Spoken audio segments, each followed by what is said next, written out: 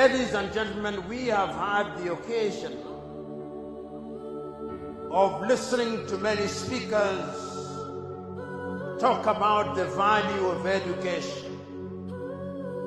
And I have no doubt in my mind that nobody can debate against the value of education.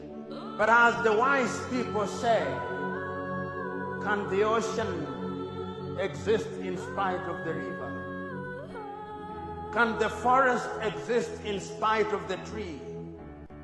And can the river exist in spite of the little droplets?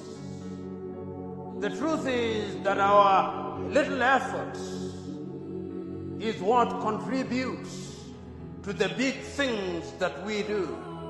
And I've heard the praises and the songs and dances that have been performed by our young men and women who have performed here to demonstrate to us that education is not only the academic aspect of it, but all other aspects which are now being given their pride of place in the new curriculum.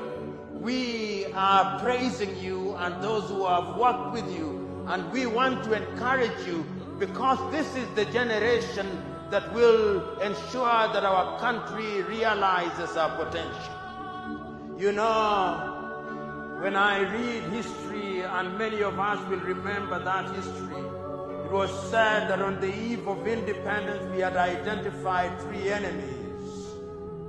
That we had identified poverty, we had identified disease, and we had identified ignorance.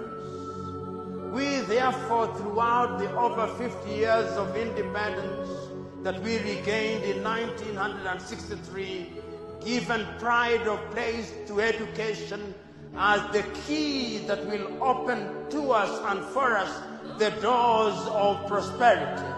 And what we are doing here and what we are reminding our young men and women who are assembled here today is that education is the only thing that equalizes many men and women. If you are to ask those who are assembled here, whether they are professors, whether they are doctors, whether they are lawyers, whether they are teachers, whether they are accountants, whether they are business people, whether they are politicians, they will tell you the single thing that equalizes people is education. Education is the equalizer, because it is still true that the mind is the standard of a human being. No matter how tall you are, if your mind does not work well, you are just a tall fool. No matter how short you are, if your mind does not work well, you are just a short fool. But if you have a mind, no matter how tall and no matter how you look like, we will recognize that there goes a man and a woman whose mind speaks for itself. This is not to de-emphasize the value of education. Far be it from me. Education is one great thing. But the type of education we have in Africa only emphasizes on certificates. And the acquisition of certificate in school does not make a philosopher king. You graduate from school, you become 2 times more full other than you have been before.